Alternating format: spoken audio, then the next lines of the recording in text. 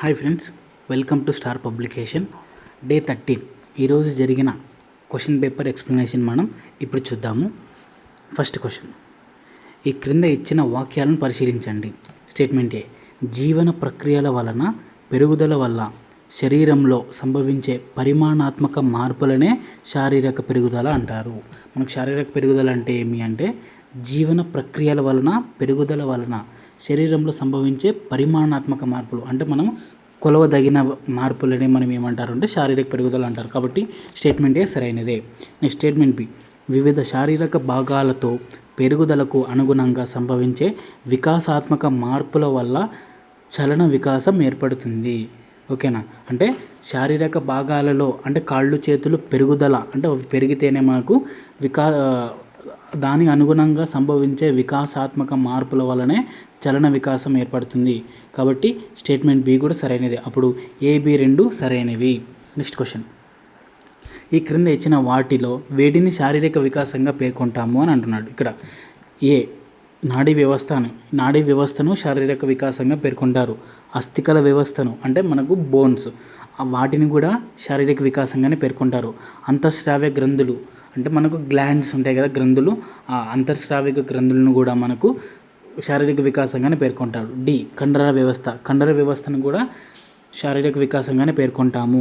శారీరక అభివృద్ధి అంశాలు వీటిని కూడా మనము శారీరక వికాసంగా పేర్కొంటారు. ఇక్కడ మానసిక అంశాలు ఉంది. ఈ మానసిక అంశాలైన ఆలోచన, వివేచన ఇవన్నిటిని కూడా మనం శారీరక వికాసంగా పేర్కొనము. ఇవి మానసిక వికాసంగా పేర్కొంటాం. కాబట్టి ఎఫ్ అనేది మాత్రమే మనకు శారీరక వికాసంగా పేర్కొనము. అప్పుడు ఏబిసిడిఈ ఆప్షన్ 1 సరైనదిగా గుర్తించాలి. నెక్స్ట్ క్వశ్చన్, బాలలలో చాలినంత శారీరక,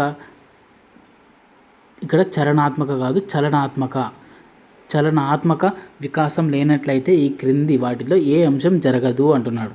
ఓకేనా, అంటే శారీరక వికాసం లేకపోతే ఏ వికాసం జరగదు, లేనట్లయితే ఈ క్రిందిది ఏ అంశం జరగదు అంటున్నాడు.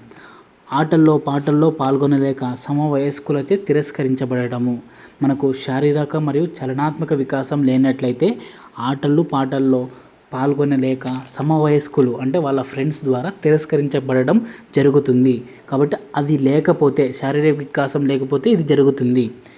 ఏ అంశం జరగదు అంటున్నాడు. ఓకేనా, ఈ అంశం జరుగుతుంది కాబట్టి ఆప్షన్ 1 సరైనదే. నెక్స్ట్ ఆప్షన్ 2 చూద్దాం. సాంఘిక వికాసం, ఆరోగ్యం కుంటుపడటము. శారీరక వికాసము లేకపోతే సాంఘిక వికాసం కూడా కుంటుపడుతుంది. కాబట్టి ఈ శారీరక వికాసం, చలనాత్మక వికాసం లేనట్లయితే సాంఘిక వికాసంలో కూడా ఆరోగ్యం కుంటుపడుతుంది. కాబట్టి ఆప్షన్ 2 కూడా సరైనదే. నెక్స్ట్ సామాజికీకరణ, మానసిక ఆరోగ్యానికి ఆటంకం ఏర్పడుతుంది. శారీరక ఆరోగ్యం లేకపోతే మానసిక ఆరోగ్యం కూడా ఉండదు. కాబట్టి ఆప్షన్ 3 కూడా మనకు శారీరక చలన వికాసం లేకపోతే ఏర్పడే ఆటంకం అని చెప్పవచ్చు. నెక్స్ట్ సాంఘిక నైతిక వికాసాలు అభివృద్ధి చెందడం. ఇక్కడ శారీరక చలనాత్మక వికాసాలు లేనట్లయితే సాంఘిక నైతిక వికాసాలు అభివృద్ధి చెందుతాయని చెప్తున్నాడు. ఓకేనా, శారీరక చలనాత్మక వికాసం లేనట్లయితే ఈ సాంఘిక నైతిక వికాసాల అభివృద్ధి చెందదు. కాబట్టి ఆప్షన్ 4 అనేది జరగదు అని చెప్పాలి. మనకి ఈ ఆన్సర్కి ఆప్షన్ 4 సరైనది. నెక్స్ట్ క్వశ్చన్, స్టేట్మెంట్ ఏ, సాధారణంగా మొదటి పన్ను ఏర్పడే కాలము 6 నుంచి 8 నెలలు అన్నాడు. ఓకేనా, ఇది మనకు సరైనదే. మొదటి పన్ను ఏర్పడడానికి మనకు 6 నుంచి 8 నెలల సమయం పడుతుంది మొదటి పన్ను. ఓకేనా, స్టేట్మెంట్ బి, సాధారణంగా శిశువులో సంవత్సరం అంతానికి 6 నుంచి 8 దంతాలు వస్తాయని అంటున్నాడు ఇక్కడ. ఓకేనా, ఇది మనకు 6 నుంచి 8 దంతాలు కాదు, 4 నుంచి 6 దంతాలు శిశువు సంవత్సరాంతానికి అంటే ఒక సంవత్సరం అంతమయ్యేలోపు అంటే ఒక సంవత్సరం పూర్తయ్యేలోపు 6 నుంచి 4 దంతాలు వస్తాయి అని ఉండాలి. కాబట్టి స్టేట్మెంట్ బి సరికాదు. నెక్స్ట్ స్టేట్మెంట్ సి, సాధారణంగా శిశువులో 2 సంవత్సరాల చివరికి పై దవడ 8, కింది దవడ 8 పళ్ళు వస్తాయి అంటున్నాడు. ఇది మనకు సరైనదే. ఓకేనా, అంటే 2 సంవత్సరాల చివరికి అంటే శైశవ దశ పూర్తయ్యే నాటికి పై దవడలో 8 దంతాలు, కింది దవడలో 8 పళ్ళు వస్తాయి. కాబట్టి ఏసి సరైనది గుర్తించాలి. నెక్స్ట్ క్వశ్చన్, స్టేట్మెంట్ ఏ, స్థూల కండరాల నైపుణ్యాలు, సూక్ష్మ కండర నైపుణ్యాలు శిశువులో పూర్వ బాల్య దశలో కనిపిస్తాయి అంటున్నాడు. ఇక్కడ మనకు సూక్ష్మ కండర నైపుణ్యాలు అంటే ఏమి, స్థూల కండర నైపుణ్యాలు అంటే ఏమంటే స్థూల కండర నైపుణ్యాలు అంటే పెద్ద కండరాలు ఉపయోగించి చేసే పనులు, అంటే దుమ్కడం, ఎగరడం ఇలాంటి పనులు చేసే నైపుణ్యాలని మనం స్థూల కండర నైపుణ్యాలు అంటారు. సూక్ష్మ కండర నైపుణ్యాలు అంటే ఏమంటే రాయడము, అల్లికలు ఇలాంటి పనులు చేయడానికి ఉపయోగించే చిన్న చిన్న కండరాలు ఉపయోగిస్తాం, వాటిని సూక్ష్మ కండర నైపుణ్యాలు అంటారు. ఇలాంటి కండర నైపుణ్యాలు ఏ దశలో ఏర్పడతాయంటే మనకు పూర్వ బాల దశ అని ఇచ్చినట్టు, కానీ మనకు ఉత్తర బాల దశలో ఈ నైపుణ్యాలు కనిపిస్తాయి. కాబట్టి స్టేట్మెంట్ ఏ అనేది మనకు సరికానిది. స్టేట్మెంట్ బి చూద్దాం. శిశువు తొలి అడుగు వేసే వయస్సు 15 నెలలు అన్నాడు, కానీ శిశువు తొలి అడుగు అంటే మొదటి అడుగు ఎప్పుడు వేస్తాడు అంటే 11 నెలల వయసున్న శిశువు తొలి అడుగు వేస్తాడు. అదే 15 నెలల కాలంలో స్వతంత్రంగా పడిపోకుండా నడిచే వయస్సు మనముగా చెప్పుకోవాలి. 15 నెలల కాలంలో ఎటువంటి సహాయం లేకుండా, గోడ సహాయం లేకుండా స్వతంత్రంగా కిందికి పడిపోకుండా నడిచే వయస్సుగా గుర్తించాలి. ఓకేనా? కాబట్టి స్టేట్మెంట్ బి కూడా సరికానిది. అప్పుడు ఏ, బి రెండు సరికానివి. Next question. ఒక శిశువు తల పెద్దదిగా ఉండి మొత్తం శరీరం పొడవులో 4వ వంతు ఉంటుంది. అలాగే శారీరక పెరుగుదల వేగంగా జరుగుతుంది. అయితే ఈ శిశువు ఏ దశలో ఉన్నాడు అంటే మనకు ఏ దశలో ఉన్నాడని గుర్తించాలంటే నవజాత శిశువు నవజాత శిశు దశ అని ఉండాలి. ఇక్కడ మిస్టేక్ పడింది, ప్రింటింగ్ మిస్టేక్. కాబట్టి ఆప్షన్ 1 సరైనది. ఓకేనా? నవజాత శిశు దశ ఎప్పుడు నుంచి అంటే 2 రోజుల నుంచి 2 వారాల వరకు ఉన్న శిశువు యొక్క వయస్సునే నవజాత శిశు దశ అంటారు. ఆ దశలో పిల్లలు తల పెద్దదిగా ఉండి మొత్తం శరీరం పొడవులో 4వ వంతు ఉంటుందంట. కాబట్టి ఆప్షన్ 1 మనకు సరైనది. Next question. స్టేట్మెంట్ ఏ. శైశవ దశలో సంభవించినంత మెదడులో పెరుగుదల ఏ దశలో సంభవించదు. జ్ఞానేంద్రియ వికాసం కూడా ఈ దశలోనే అత్యధికంగా ఉంటుంది అని అన్నాడు. మనకు స్టేట్మెంట్ ఏ సరైనదే. ఓకేనా? అంటే మనకు మెదడు పెరుగుదల, జ్ఞానేంద్రియ వికాసంలో అత్యధికంగా ఉండే దశ ఏది అంటే మనము శైశవ దశగా చెప్పుకుంటాము. కాబట్టి స్టేట్మెంట్ ఏ సరైనది. నెక్స్ట్. కొట్టినప్పుడు శిశువు, ఇక్కడ కొట్టినప్పుడు కాదు, పుట్టినప్పుడు శిశువు మెదడు వయోజని మెదడులో 4వ వంతు ఉండి సంవత్సరానికి సగం బరువు వరకు పెరుగుతుంది. ఓకేనా? మనకు ఇది సరైనదే. పుట్టినప్పుడు శిశువు వయోజని మెదడు బరువులో 4వ వంతు ఉంటుంది అన్నాడు. తర్వాత సంవత్సరానికి సగం బరువు వస్తుంది అంటున్నాడు. కాబట్టి స్టేట్మెంట్ బి కూడా సరైనదే. అప్పుడు ఏ, బి రెండు సరైనవే. Next question. ఈ క్రింద ఇచ్చిన శిశువులో చలనాత్మక మార్పుల క్రమంలో సరికాని జతను గుర్తించండి అంటున్నాడు. మనకి ఫస్ట్ బోర్లా పడడం చేస్తాడు. అది ఏ వయసులో చేస్తాడు అంటే 4 నుంచి 5 నెలల మధ్య కాలంలో శిశువు బోర్లా పడతాడు. ఇది మనకు సరైన జతనే.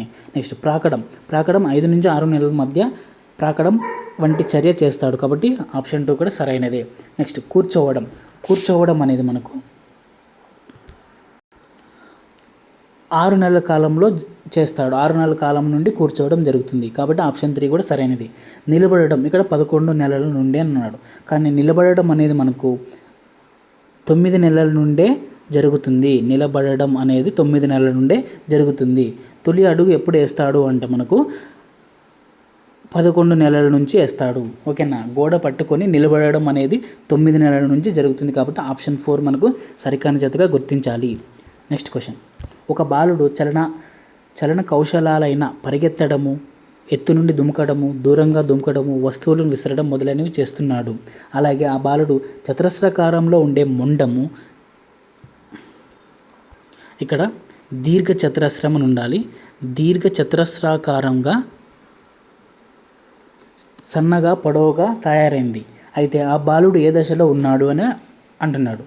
ఓకేనా? కాబట్టి ఆప్షన్ 2 పూర్వ బాల్య దశలో ఉన్నాడు అని చెప్పాలి. ఓకేనా? అంటే ఇలాంటి చర్యలు ఏ దశలో పిల్లలు చేస్తారు అంటే పూర్వ బాల్య దశలోని పిల్లలు ఇలాంటి చర్యలు చేస్తారు. Next question. ఈ క్రింద ఇచ్చిన వాక్యాలను పరిశీలించండి. స్టేట్మెంట్ ఏ. ఉత్తర బాల్య దశలో పాలదంతాలు చివరి 4 వస్తాయి. ఓకేనా? ఇది మనకు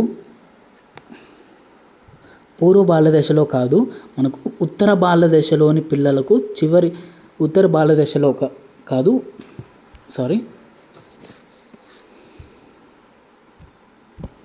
ఇక్కడ మనకు స్టేట్మెంట్ ఏలో పూర్వ బాలదశ అని ఉండాలి.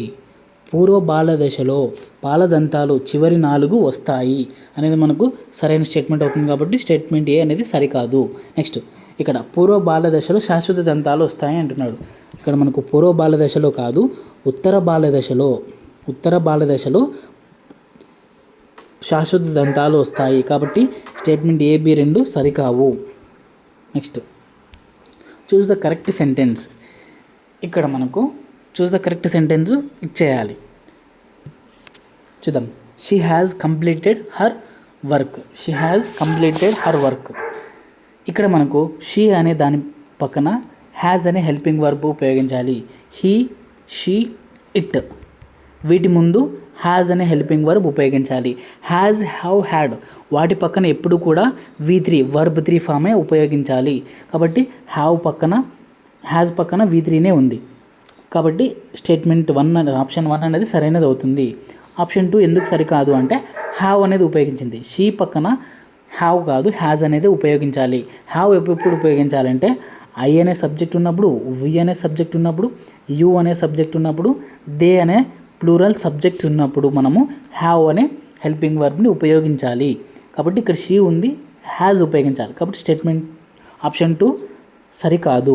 Next she has complete her work ఉంది. ఇక్కడ మనకు హ్యాజ్ పక్కన వర్బ్ 3 ఉండాలి కానీ వర్బ్ 1 కంప్లీటెడ్ అని ఉండాలి కాబట్టి ఆప్షన్ 3 కూడా సరికాదు. She completed her work now. ఇక్కడ నౌ అనేది ఉంది. నౌ అనేది మనకు ప్రజెంట్ పర్ఫెక్ట్ టైం గురించి తెలియజేస్తుంది కాబట్టి షీ హ్యాజ్ అనే హెల్పింగ్ వర్బ్ ఉపయోగించాలి. ఇక్కడ ఉపయోగించలేదు కాబట్టి ఆప్షన్ 1 అనేది మనకు కరెక్ట్ సెంటెన్స్ అవుతుంది. Next choose the correct negative sentence అంటున్నాడు. నెగిటివ్ సెంటెన్స్ ఉండాలి, అది కూడా మనం కరెక్ట్ ఉపయోగించాలి. ఇక్కడ మనకు రాము అనేది సబ్జెక్టు ఉపయోగించినారు. రాము అనే సబ్జెక్ట్ ఉపయోగిస్తే ఏ హెల్పింగ్ వర్బ్ ఉపయోగించాలన్న ఉండాలి, యాజ్ అనే హెల్పింగ్ వర్బ్ ఉపయోగించాలి. కాబట్టి ఆప్షన్ 3 సరికాదు, మనం ఎలిమినేట్ చేసేయాలి. నెక్స్ట్ ఆప్షన్ 1 చూద్దాం. Ramu has not submitted the report. ఇక్కడ నాట్ ఉపయోగించినారు. ఎందుకు మనము నెగిటివ్ సెంటెన్స్ ఐడెంటిఫై చేయాలి కాబట్టి ఆప్షన్ 1 మనకు సరైనదిగా గుర్తించాలి. ఆప్షన్ 2 ఎందుకు కాదు అంటే మనకు హ్యాజ్ అనేది పక్కన V3 వర్బ్ ఉపయోగించాలి కానీ ఇక్కడ V2 ఉంది కాబట్టి ఆప్షన్ 2 కూడా సరికాదు. ఓకేనా. నెక్స్ట్ ఆప్షన్ 4లోన నో అని ఉంది కానీ నాట్ అని ఉండాలి కాబట్టి ఆప్షన్ 4 కూడా సరికాదు. Option 1 Ramu has not submitted the report అనేది మనకు సరైనది ఆన్సర్గా గుర్తించాలి. Next question. ఇక్కడ ప్రజెంట్ పర్ఫెక్ట్ కంటిన్యూస్ సెంటెన్స్ యొక్క స్ట్రక్చర్ గుర్తించమంటున్నాడు. ఓకేనా. ప్రజెంట్ పర్ఫెక్ట్ కంటిన్యూస్ టెన్స్ యొక్క స్ట్రక్చర్ ఏమి అంటే సబ్జెక్టు హ్యావ్ లేదా has plus been plus V1 ing form అని చెప్తాము. ఓకేనా. హ్యావ్ హ్యాజ్ పక్కన బీన్ అని ఉపయోగించి తర్వాత V4 ఉపయోగిస్తే అది ప్రజెంట్ పర్ఫెక్ట్ కంటిన్యూస్గా గుర్తించాలి. సబ్జెక్ట్ పక్కన హ్యావ్ హ్యాజ్ ప్లస్ V3 ఉంటే అది మనకు ప్రజెంట్ పర్ఫెక్ట్ అవుతుంది, ప్రజెంట్ పర్ఫెక్ట్ టెన్స్ అవుతుంది. ఓకేనా. మనకు subject is am are plus V1 ing form అంటే అది ఏమవుతుంది అంటే మనకు ప్రజెంట్ కంటిన్యూస్ అవుతుంది. ప్రజెంట్ కంటిన్యూస్ టెన్స్ యొక్క స్ట్రక్చర్గా గుర్తించాలి. ఓకేనా. ఇది subject plus had plus V3 ఇది మనకు పాస్ట్ పర్ఫెక్ట్గా గుర్తించాలి. Next question. Choose the correct sentence. ఓకేనా. ఇక్కడ మనకు సిన్స్ అనే క్లూ వర్డ్ వచ్చింది. ఓకేనా. సిన్స్ కానీ ఫర్ అనే క్లూ వర్డ్స్ వస్తే ఆ సెంటెన్స్ని మనము ఏ టెన్స్లో పెట్టాలి అంటే మనకు ప్రజెంట్ పర్ఫెక్ట్ కంటిన్యూస్ టెన్స్లో పెట్టాలి. ప్రజెంట్ పర్ఫెక్ట్ కంటిన్యూస్ టెన్స్లో పెట్టాలి అంటే ఆ స్ట్రక్చర్లో ఉన్న విధంగా పెట్టాలి. ఏ సెంటెన్స్ ఉంది అంటే మనకు ఆ స్ట్రక్చర్ ఏమి అంటే సబ్జెక్టు ప్లస్ హ్యావ్ లేదా హ్యాజ్ ప్లస్ బీన్ ప్లస్ V4గా ఉండాలి. మనకు ఆప్షన్ 1 సరైనదిగా గుర్తించాలి. ఐకి హ్యావ్ అనే హెల్పింగ్ వర్బ్ ఉపయోగించాలి కాబట్టి I have been waiting since morning కాబట్టి ఆప్షన్ 1 మనకు సరైనదిగా గుర్తించాలి. నెక్స్ట్ క్వశ్చన్, ఇందాకే చెప్పుకున్నాం ఫర్ అనే క్లూ వర్డ్ ఉంటే మనము ఏ టెన్స్లో పెట్టాలి అంటే సింపుల్ ప్రెజెంట్ పర్ఫెక్ట్ కంటిన్యూస్ టెన్స్లో పెట్టాలి. కాబట్టి ఇక్కడ షీకి హ్యాజే ఉపయోగించాలి కాబట్టి సరైనదే. She has been working here for few years. Incorrect sentence గుర్తించమన్నాడు కాబట్టి ఇది కరెక్ట్ సెంటెన్సే. They have been playing since 10 AM. Since అనేది కూడా మనకు ఇక్కడ దేంట్లో పెట్టాలంటే ప్రెజెంట్ పర్ఫెక్ట్ కంటిన్యూస్ టెన్స్లో పెట్టాలి కాబట్టి ఇక్కడ దే హ్యావ్ బీన్ ప్లేయింగ్ ఇది కూడా మనకు సరైన కరెక్ట్ సెంటెన్స్ అవుతుంది. మనకు ఆప్షన్ 3లో మనకు హ్యాస్ బీన్ వర్క్డ్ అని ఉంది, V3 ఉంది, కానీ మనం ఇక్కడ ఏది ఉపయోగించాలంటే V4 అంటే V1 ఇంగ్ ఫామ్ ఉండాలి కాబట్టి ఆప్షన్ 3 మనకు సరికానిదిగా గుర్తించాలి. ఓకేనా. Next question, identify the incorrect sentence ఏదో గుర్తించమని అంటున్నాడు. ఇక్కడ మనకు ఒకటి గుర్తుపెట్టుకుందాం, ఏమి అంటే హ్యాజ్, హ్యావ్, హ్యాడ్ వీటి పక్కన ఎప్పుడూ కూడా V3 ఫామ్సే ఉండాలి. ఓకేనా, V3 ఫామ్సే ఉండాలి. ఫస్ట్ సెంటెన్స్లో హ్యావ్ పక్కన కంప్లీటెడ్ అనే V3 ఫామ్ ఉంది కాబట్టి ఆప్షన్ 1 సరైనది. నెక్స్ట్ హ్యాజ్ లెఫ్ట్, మనకు లెఫ్ట్ V3 ఫామ్ కూడా లెఫ్టే కాబట్టి ఆప్షన్ 2 కూడా సరైనదే.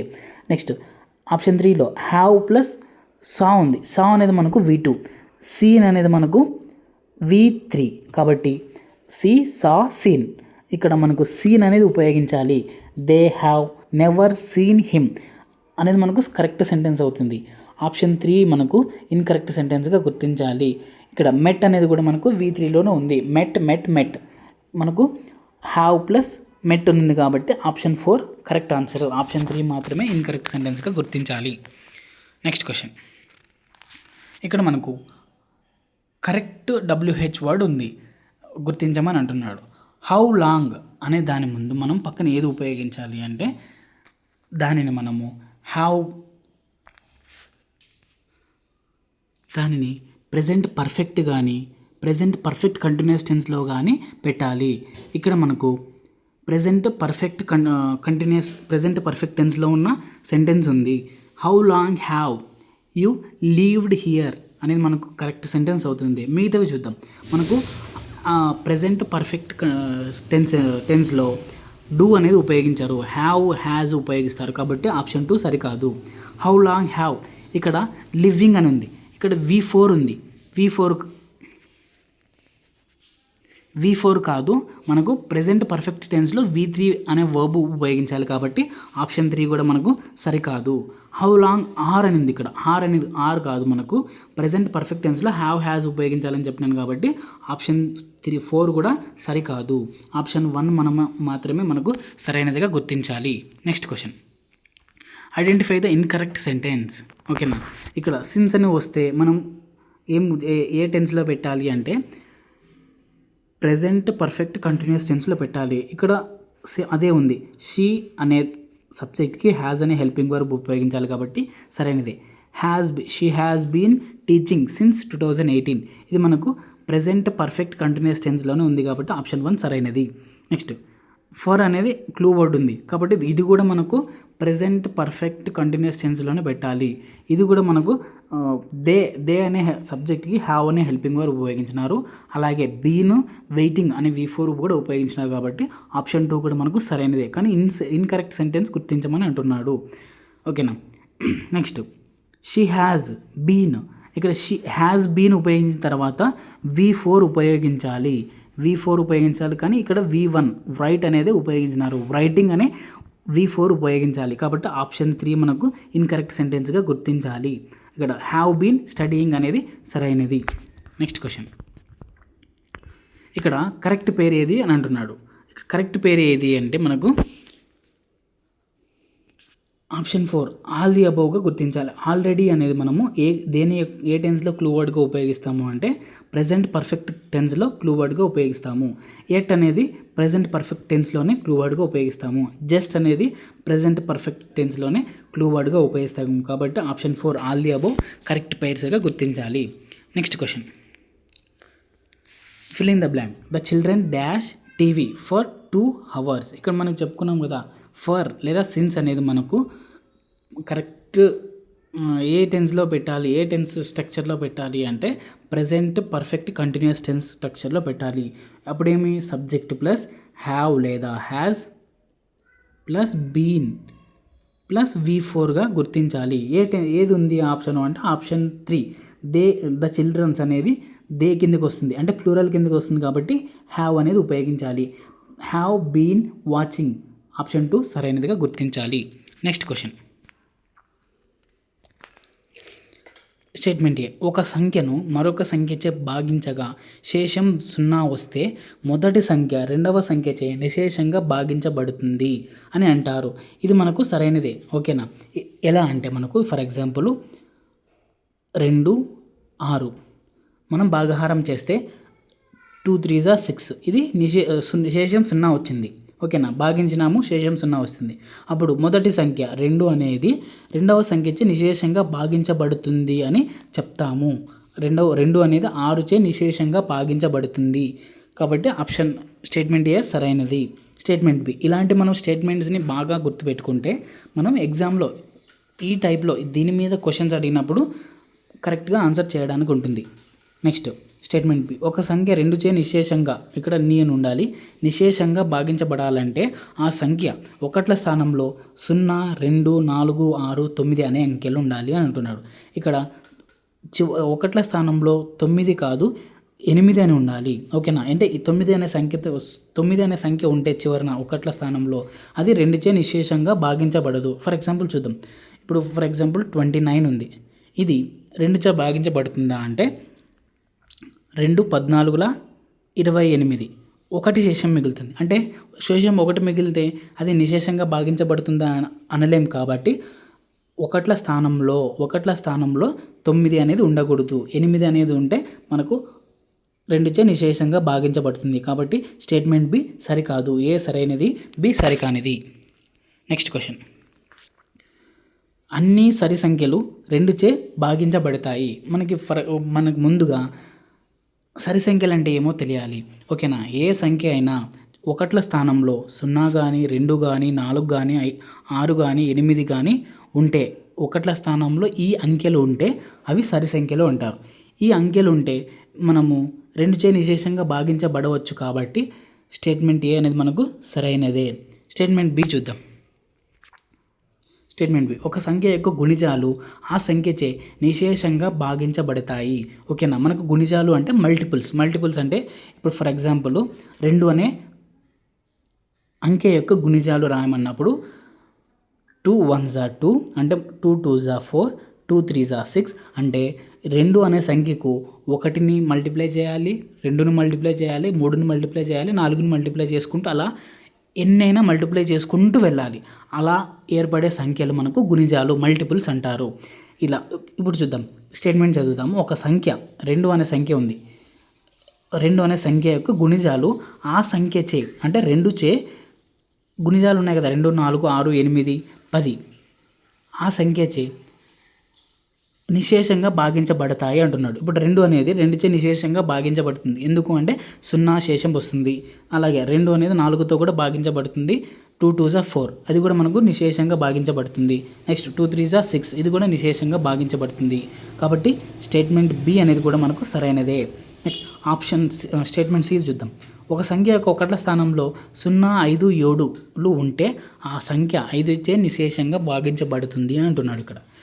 ఇక్కడ మనకు 5 యొక్క భాజనీతి సూత్రం ఇది కాదు. మనకు ఏదైనా ఒక సంఖ్యలో ఒకట్ల స్థానంలో 0 కానీ 5 కానీ ఉంటే అది 5చే నిశేషంగా భాగించబడుతుంది అని చెప్తాము. కానీ ఇక్కడ 7 ఉంది కాబట్టి ఆప్షన్ సి సరికాదు. అప్పుడు ఏ బి 2 సరైనవి. Next question. ఈ క్రింద ఇచ్చిన వాక్యాలను పరిశీలించండి. స్టేట్మెంట్ ఏ, ఒక సంఖ్యలో అంకెల మొత్తాన్ని ఆ ఒక సంఖ్య వచ్చు వరకు కూడగా వచ్చిన మొత్తాన్ని ఆ సంఖ్య యొక్క అంకమూలం అంటారు. ఓకేనా? అంకమూలంకి డెఫినేషన్ ఏమి అంటే, ఇప్పుడు ఫర్ ఎగ్జాంపుల్ 23 అనే సంఖ్య ఉంది. అది ఒక అంకె వచ్చేంతవరకు, ఇది 2 అంకెలు కాబట్టి ఒక అంకె వచ్చేంతవరకు కూడాల. ఎంత 2 + 3, ఇప్పుడు 5 వచ్చింది. ఇప్పుడు 5 అనేది ఒక అంకె సంఖ్య కాబట్టి ఈ 5ని 23 యొక్క అంకమూలంగా చెప్తాము. 23 యొక్క అంకమూలం ఎంత అంటే ఆ ఇచ్చిన అంకెలను ప్లస్ చేసుకుంటూ రావాలి. ఒకవేళ 9, 8 ఉంది, 98 యొక్క అంకమూలం ఎంత అంటే ఈ రెండింటిని ప్లస్ చేస్తే మనకు 17 వస్తుంది. 17 కూడా మనకు 2 అంకెల సంఖ్యనే. ఈ రెండింటిని ఇది కూడా ప్లస్ చేస్తే మనకు 8 అనేది ఒక అంకె సంఖ్య వస్తుంది. ఇలా ఒక అంకె సంఖ్య వచ్చేంత వరకు కూడుతూ పోతే వచ్చేదే మనకు ఆ సంఖ్య యొక్క అంకమూలము. ఇప్పుడు 98 యొక్క అంకమూలం ఎంత అంటే 8 అని చెప్తాము. కాబట్టి స్టేట్మెంట్ ఏ సరైనదే. నెక్స్ట్ స్టేట్మెంట్ బి, ఒక సంఖ్య అంకమూలము 3, 6, 9 అయినట్లయితే ఆ సంఖ్య 3చే నిశేషంగా భాగించబడుతుంది అంటున్నాడు. ఓకేనా. ఇప్పుడు ఇందాకే చూసుకున్నాం ఏమంటున్నాడు, 98 అనే సంఖ్యనే తీసుకుందాము. దాని యొక్క అంకమూలం 8. కానీ ఇక్కడ 3, 6, 9 అయితే అంకమూలం 3, 6, 9 కావాలి. అలా అయితే 3చే భాగించబడుతుంది అంటున్నాడు. ఇక్కడ 8 అనేది అంకమూలం వచ్చింది కాబట్టి 3చే ఇది నిశేషంగా భాగించబడదు. 98 అనేది 3చే నిశేషంగా భాగించబడదు. ఫర్ ఎగ్జాంపుల్ మనకు 99 ఉందనుకో, అప్పుడు మనకు 9 అనేది అంకమూలం వస్తుంది. 0, 3, 6, 9 ఆ మూడింట్లో ఏ అంకమూలం వచ్చినా అది 3తో భాగించబడుతుంది కాబట్టి మనకు 99 అనేది 3చే భాగించబడుతుంది. కాబట్టి ఆప్షన్ బి అనేది సరైనదే. నెక్స్ట్ క్వశ్చన్, ఈ క్రింద ఇచ్చిన వాటిని పరిశీలించండి. స్టేట్మెంట్ ఏ, ఒక సంఖ్య అంకమూలము 6, 9 అయితే 9చే నిశేషంగా భాగించబడుతుంది అంటున్నాడు. ఓకేనా. ఇది మనకు 9 యొక్క భాజనీయత సూత్రం కాదు. మనకు ఒక సంఖ్య యొక్క అంకమూలము 9 మాత్రమే అయినప్పుడు 9చే నిశేషంగా భాగించబడుతుంది. ఓకేనా. 9 యొక్క సంఖ్యచే భాగించబడుతుంది. అంకమూలము 9 ఉండాలి. ఫర్ ఎగ్జాంపుల్ ఇప్పుడు 18 ఉంది, దాని యొక్క అంకమూలం ఎంత అంటే 9 మాత్రమే ఉంటేనే 9చే భాగించబడుతుంది. ఓకేనా. 9 1s 9 2s. కాబట్టి మనం 18ని 9 నిశేషంగా భాగించబడుతుంది అని చెప్పవచ్చు. ఒకవేళ వేరే తీసుకుందాం, 23 తీసుకుందాం. ఈ 23ను 9చే నిశేషంగా 26 తీసుకుందాం. ఎందుకంటే 6 ఇచ్చినాడు కాబట్టి 6 తీసుకుందాం. 26 దీని యొక్క అంకమూలం 8. ఓకేనా. ఈ 8 9చే భాగించబడుతుందా అంటే లేదు. కాబట్టి 26 అనేది కూడా 9చే భాగించబడదు. అప్పుడు ఒక సంఖ్య యొక్క అంకమూలం 6 అయినా 6 కాదు 9 మాత్రం అయితేనే 9చే నిశేషంగా భాగించబడుతుంది. కాబట్టి స్టేట్మెంట్ ఏ సరికాదు. స్టేట్మెంట్ బి చూద్దాం. ఒక సంఖ్యలో చివరి 2 స్థానాల్లో అంకెలతో ఏర్పాటు సంఖ్య 4చే భాగించబడితే ఆ సంఖ్య 4చే భాగించబడుతుంది. అంటే ఏమంటున్నాడు అంటే, ఇప్పుడు ఒక 3 అంకెల సంఖ్య తీసుకుందాం. ఇక్కడ చివరి రెండు అంకెలు 4తో భాగించబడితే ఆ సంఖ్య 4తో భాగించబడుతుంది అంటున్నాడు. అంటే 24 4తో పోతుంది కాబట్టి 124 అనేది 4తో పోతుంది అని చెప్పవచ్చు. కాబట్టి స్టేట్మెంట్ బి సరైనదే. ఏ సరికాదు, బి సరైనది. నెక్స్ట్ 2, 3లచే భాగించబడే సంఖ్యలన్నీ 6చే నిశేషంగా భాగించబడుతుంది అని ఇచ్చినప్పుడు దీని యొక్క భాజనీయత సూత్రం మనకు సరైనదిగా చెప్పాలి. ఇప్పుడు 6 దీని యొక్క గుణిజాలు ఏం చెప్తాము అని, దీని యొక్క మల్టిపుల్స్ 2 3 6 అంటే 2తో భాగించబడాలి, ఆ సంఖ్య 3తో కూడా భాగించబడాలి. ఓకేనా. 2 యొక్క భాజనీయత సూత్రం అంటే ఏమి, మనకు ఒకట్ల స్థానంలో 0 2 4 6 8 ఈ అంకెలు ఉంటే అది 2తో భాగించబడుతుంది. 3 యొక్క భాజనీయత సూత్రం ఏమి, ఇచ్చిన అంకె యొక్క అంకమూలము 3 కానీ 6 కానీ 9 కానీ ఇలా ఉంటే మనకు 3తో భాగించబడుతుంది. ఈ రెండింటితో భాగించబడితే ఆ సంఖ్య 6తో భాగించబడుతుంది అని చెప్పవచ్చు. కాబట్టి స్టేట్మెంట్ సి కూడా సరైనది.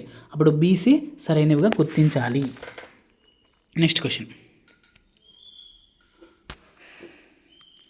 ఈ క్రింద ఇచ్చిన వాక్యాలను పరిశీలించండి. స్టేట్మెంట్ 2 లేదా అంతకన్నా ఎక్కువ సంఖ్యల ఉమ్మడి గుణిజాలలో చిన్న గుణిజాన్ని కనిష్ట సామాన్య గుణిజం అంటారు. ఈ పేరులోనే ఉంది LCM. ఓకేనా, లీస్ట్ కామన్ మల్టిపుల్. ఓకేనా, అంటే ఈ రెండు లేదా అంతకన్నా ఎక్కువ సంఖ్యలలో కనిష్ట అంటే చిన్న గుణిజాన్ని మనము లీస్ట్ కామన్ మల్టిపుల్ కనిష్ట సామాన్య గుణిజం అంటారు. కాబట్టి ఈ స్టేట్మెంటే సరైనది. నెక్స్ట్, రెండు లేదా అంతకంటే ఎక్కువ సంఖ్యల ఉమ్మడి కారణాంకాలలో అతిపెద్ద కారణాంకంను గరిష్ట సామాన్య కారణాంకం అంటారు. గాసాబా లేదా గాసాకా అని అంటారు. ఓకేనా, ఇది కూడా మనకు సరైనదే. అప్పుడు AB రెండు సరైనవే అవుతాయి. నెక్స్ట్ స్టేట్మెంట్ ఏ, 9, 12ల కనిష్ట సామాన్య గుణిజం అంటే LCM కనుక్కోమంటున్నాడు. 9, 12ల LCM. ఓకేనా, ఇప్పుడు 9, 12 ఏ ఉమ్మడి కారణాంకంతో పోతుంది అంటే 3 అనే ఉమ్మడి కారణాంకంతో పోతుంది. 3 3s 3 4s.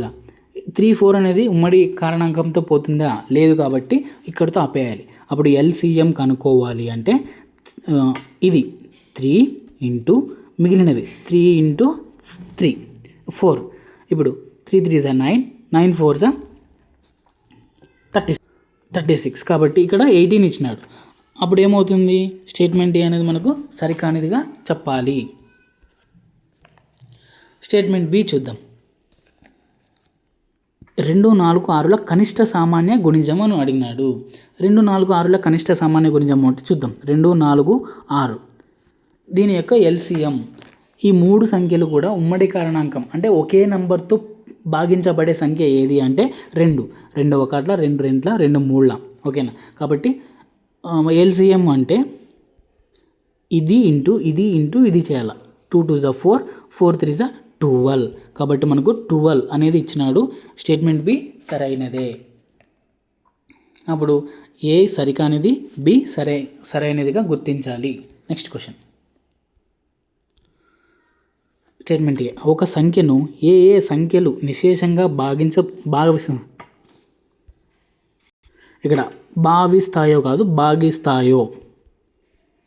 భాగిస్తాయో ఆ సంఖ్యలను కారణాంకాలు అంటారు, ఫ్యాక్టర్స్ అంటారు. ఓకేనా, అంటే ఇప్పుడు ఫర్ ఎగ్జాంపుల్ 8 ఉంది. 8 అనేది 1తో భాగించబడుతుంది, 2తో నిశేషంగా భాగించబడుతుంది, 4తో నిశేషంగా భాగించబడుతుంది, తర్వాత 8తో నిశేషంగా భాగించబడుతుంది. అప్పుడు ఈ 8 యొక్క కారణాంకాలు అంటే 1 2 4 8గా చెప్తాము. ఓకేనా, కాబట్టి ఆ స్టేట్మెంట్ ఏ సరైనది. నెక్స్ట్ స్టేట్మెంట్ బి, 1 మరియు అదే సంఖ్య కారణాంకాలుగా గల సంఖ్యలను సంయుక్త సంఖ్య అంటున్నాడు. కానీ సంయుక్త సంఖ్య కాదు, ప్రధాన సంఖ్య, ప్రైమ్ నంబర్ అంటారు. ప్రధాన సంఖ్య. ఓకేనా, ప్రధాన సంఖ్య అంటే అర్థం ఏమి అంటే కారణాంకాలుగా 1 అదే సంఖ్యగా ఉండాలి. ఓకేనా, సంయుక్త సంఖ్య అంటే ఏమి అంటే 2 కన్నా ఎక్కువ కారణాంకాలు కలిగి ఉండే సంఖ్యనే సంయుక్త సంఖ్య అంటారు. ఇప్పుడు ఫర్ ఎగ్జాంపుల్ 4 ఉంది. 4కి 1 అనేది కారణాంకమే, తర్వాత 2 అనేది కారణాంకం, ఎందుకంటే 2 2s 4 కాబట్టి, తర్వాత 4 అనేది కారణాంకమే. అంటే ఇక్కడ 2 కంటే ఎక్కువ కారణాంకాలు ఉన్నాయి కాబట్టి 4ని సంయుక్త సంఖ్యగా చెప్పాలి. కాబట్టి స్టేట్మెంట్ బి సరికాదు. Next question. స్టేట్మెంట్ ఏ, 1కి ఒకే ఒక కారణాంకం ఉండటం వల్ల అది ప్రధాన మరియు సంయుక్త సంఖ్య అవుతుంది అని అన్నాడు. ఇక్కడ మనకు ప్రధాన సంఖ్య అంటే ఏమో చూద్దాం. ప్రధాన సంఖ్య అంటే ఏమి? 1 మరియు అదే సంఖ్య కారణాంకం కలిగి ఉండాలి. ఇక్కడ 1కి 1 అనేది అదే సంఖ్య కాదు కాబట్టి ప్రధాన సంఖ్య కాదు. నెక్స్ట్ సంయుక్త సంఖ్య అంటే ఏమి అంటే 2 కంటే ఎక్కువ కారణాంకాలు కలిగి ఉండాలి. కాబట్టి స్టేట్మెంట్ ఏ సరికాదు. 1 అనేది ప్రధాన సంఖ్య కాదు, సంయుక్త సంఖ్య కాదు. నెక్స్ట్ స్టేట్మెంట్ బి, ప్రధాన సంఖ్యల్లో 2 మాత్రమే సరి సంఖ్య, మిగిలినవన్నీ ప్రధాన సంఖ్యలన్నీ బేస్ సంఖ్యలే అన్నాడు. ఇక్కడ మనకు ప్రధాన సంఖ్యలలో 2 3 5 ఇట్లా అన్నీ చెప్పుకుంటూ పోతాం కదా. ఆ ప్రధాన సంఖ్యలలో 2 మాత్రమే సరి సంఖ్య, మిగిలినవన్నీ కూడా బేస్ సంఖ్యలే. కాబట్టి స్టేట్మెంట్ బి సరైనది. అప్పుడు ఏ సరికానిది, బి సరైనది. Next question. ఇవ్వబడిన సంఖ్యలు జతలలో 1 రెండవ దానికి గుణిజమైనచో వాటి గాసాబా చిన్న సంఖ్య అవుతుంది అని ఇచ్చినాడు. ఇక్కడ ఇట్లా మనం స్టేట్మెంట్ని అర్థం చేసుకోవాలంటే ఏదైనా ఒక సంఖ్యని ఎగ్జాంపుల్గా తీసుకోవాలి. ఇవ్వబడిన సంఖ్యల జతలలో అంటే ఈ రెండు ఏదైనా రెండు సంఖ్యలు తీసుకోవాలి. ఇప్పుడు ఫర్ ఎగ్జాంపుల్ ఒకటి రెండవ దానికి గుణిజమైనచో, రెండవ దానికి గుణిజమైన అంటే మల్టిపుల్ కావాలి. ఇప్పుడు 2 4 ఉంది.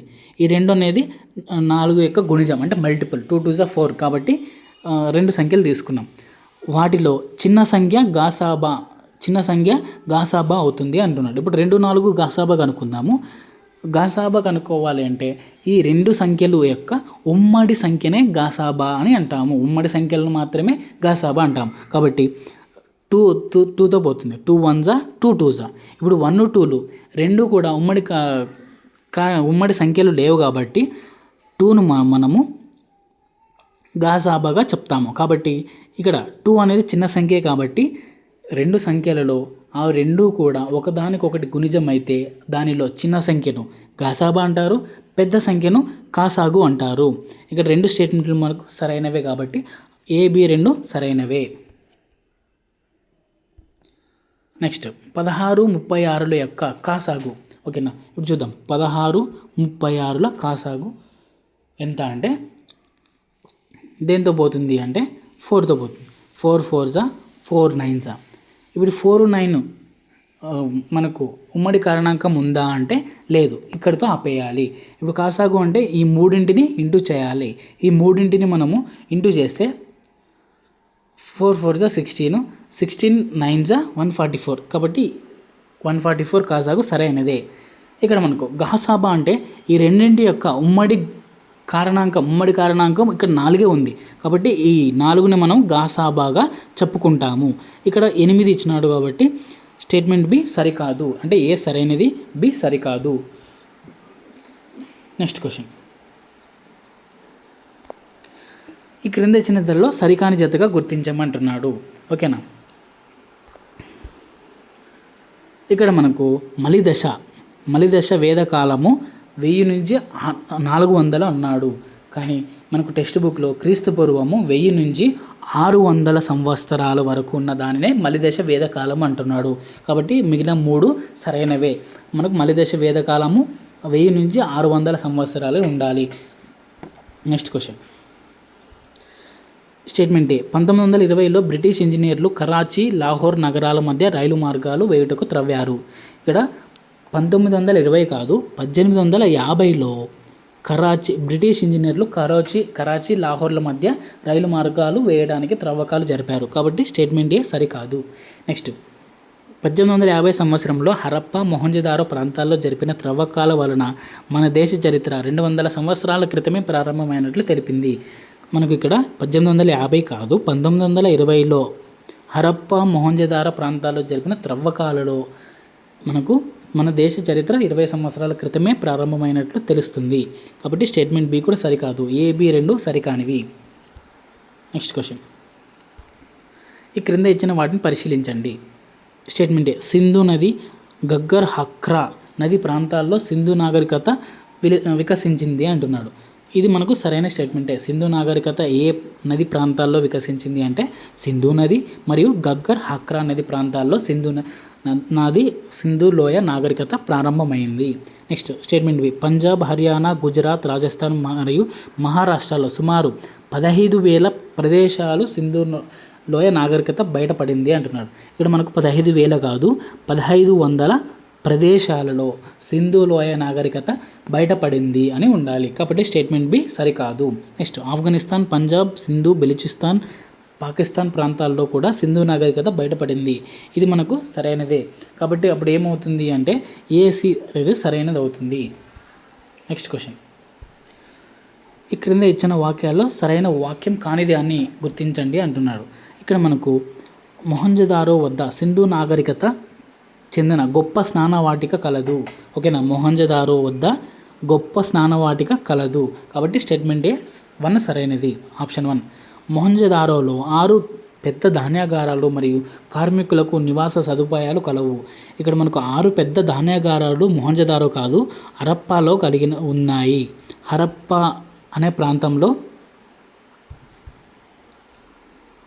హరప్పా ప్రాంతంలో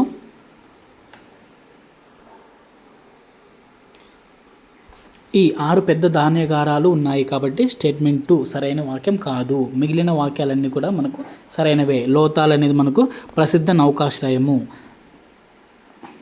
next question. Statement A. Harappa ప్రజలు ఎండిన మరియు బాగా కాల్చిన ఇటుకలతో ఇల్లు కట్టుకునేవారు. 2 అంతస్తుల భవనాలు కూడా నిర్మించేవారు. ఇది మనకు సరైన స్టేట్మెంటే. నెక్స్ట్, పత్తి నూలు వస్త్రాలను నేయడం సింధు నాగరికత కాలంలో ప్రధాన వృత్తులు. ఇది కూడా మనకు సరైన స్టేట్మెంట్గానే చెప్పాలి. కాబట్టి ఆప్షన్ 3 AB 2 సరైనవి. Next question. ఏ స్టేట్మెంట్ హరప్పా ప్రజల పత్తిని మొట్టమొదటిగా పండించినది. స్టేట్మెంట్ ఏ సరైనది. Next statement B. సింధు ప్రజలు లోతాల్ నౌకాశ్రయం ద్వారా అట్లాంటిక్ సముద్రం మీదుగా మెసొపొటేమియా, ఈజిప్ట్ మరియు ఇరాన్ దేశాలతో వ్యాపారం చేసేవారు. సింధు ప్రజలు లోతాల్ నౌకాశ్రయం ద్వారా అట్లాంటిక్ మహాసముద్రం కాదు, మనకు అరేబియా సముద్రము, మన దేశాన్ని ఆనుకుని ఉండేది అరేబియా సముద్రము, బంగాళాఖాతం. కాబట్టి అరేబియా సముద్రము ద్వారా మెసొపొటేమియా, ఈజిప్టు, ఇరాన్ దేశాల ద్వారా వ్యాపారం చేసేవారు. కాబట్టి స్టేట్మెంట్ బి సరికావు. ఏ సరైనది, బి సరికాదు. ఇక్కడ ఆప్షన్స్ తప్పుగా ఉన్నాయి. ఏ సరైనది,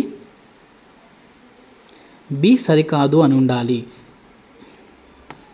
నెక్స్ట్ క్వశ్చన్. ఏ స్టేట్మెంట్ ఏ. వ్యవసాయం సింధు ప్రజల ప్రధాన వృత్తి. గోధుమ, బార్లీ, బఠానీలు, కాయ ధాన్యాలు, ఆవాలు మొదలైన పంటలు పండించేవారు. ఇది మనకు స్టేట్మెంటే సరైనదే. సింధు నాగరికత స్త్రీలు మాత్రమే అలంకరణ పట్ల శ్రద్ధ చూపేవారు. స్త్రీలు మాత్రమే కాదు, పురుషులు కూడా అలంకరణపై శ్రద్ధ చూపించేవారు. కాబట్టి స్టేట్మెంట్ బి సరికాదు. ఏ సరైనది, బి సరికాదు. Next question. ఈ క్రింద ఇచ్చిన వాక్యాల్లో సరైన వాక్యం కాని దానిని గుర్తించండి అంటున్నాడు. ఓకేనా.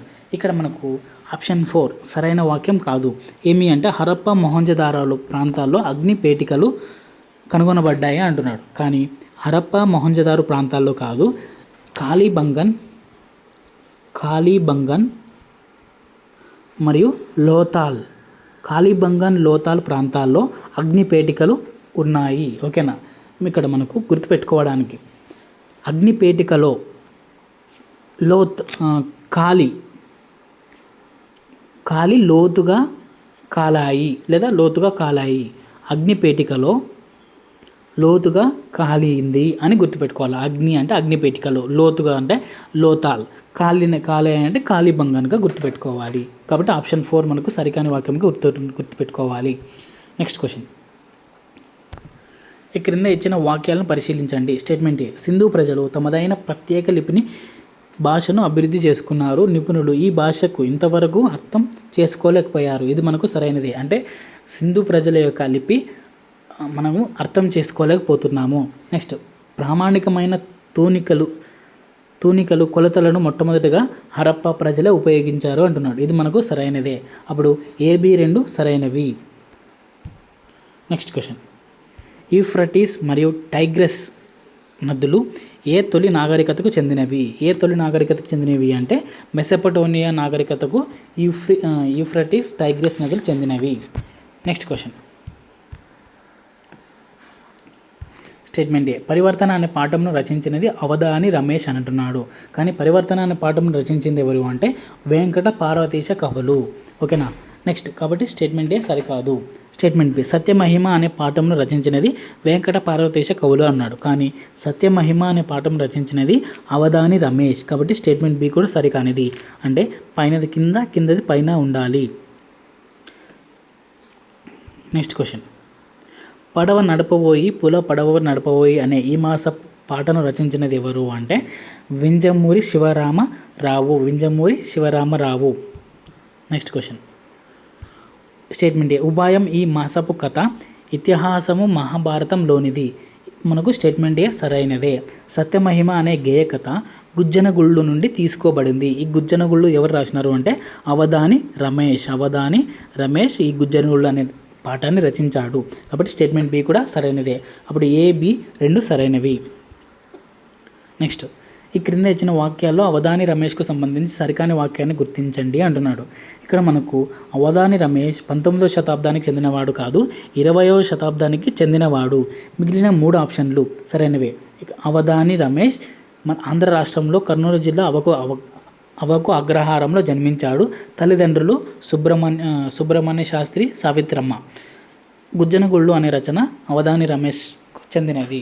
కాబట్టి ఆప్షన్ 4 అనేది మనకు సరికానిదిగా గుర్తించాలి. నెక్స్ట్ క్వశ్చన్, ఈ క్రింద ఇచ్చిన పదాలు అర్థాలకు సంబంధించిన జతలలో సరికాని జత ఏది అంటే మనకు ఇక్కడ మిసిమి అంటే ఇక్కడ మనస్సు అని ఇచ్చినారు.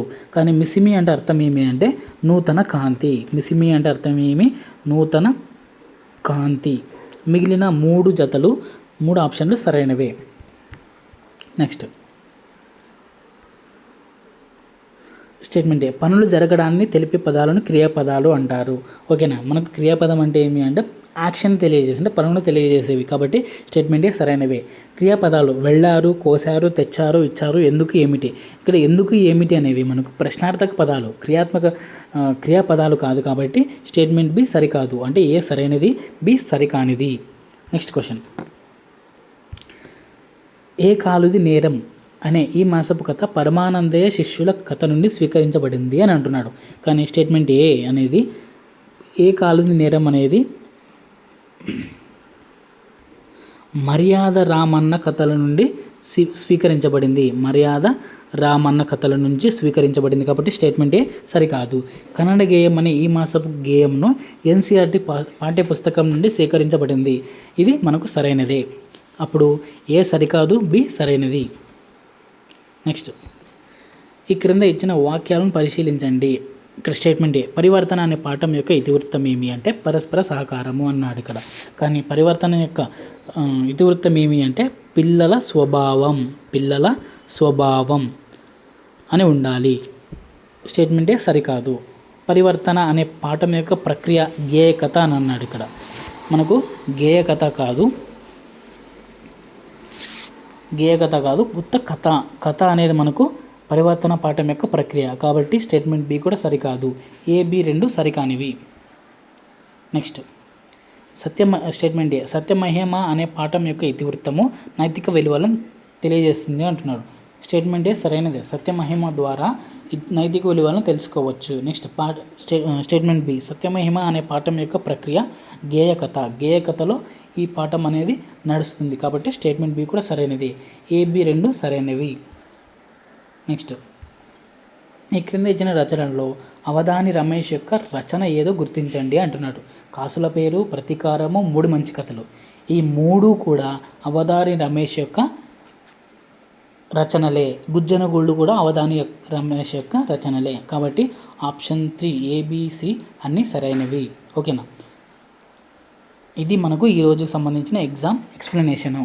ఈ వీడియో నచ్చినట్లయితే లైక్ చేయండి, షేర్ చేయండి, అలాగే సబ్స్క్రైబ్ చేసుకోండి. ఇలాంటి మరిన్ని ఎగ్జామ్ సిరీస్ రాయడానికి అలాగే ఈ నంబర్కు వాట్సాప్లో హాయ్ అని పెట్టండి. ఫ్రీ ఎగ్జామ్ సిరీస్ రాసుకోవచ్చు. Thank you so much.